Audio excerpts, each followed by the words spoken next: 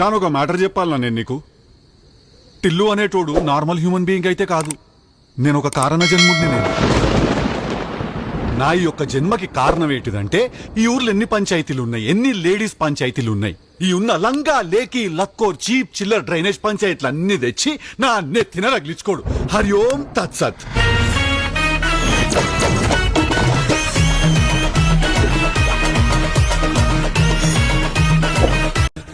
Marcus చెప్పు.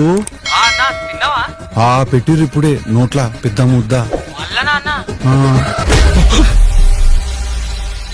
మూతి మీద గుట్టకు షానన్, నా బర్త్డే ఇవాళ. అవునా అవునా అవునా?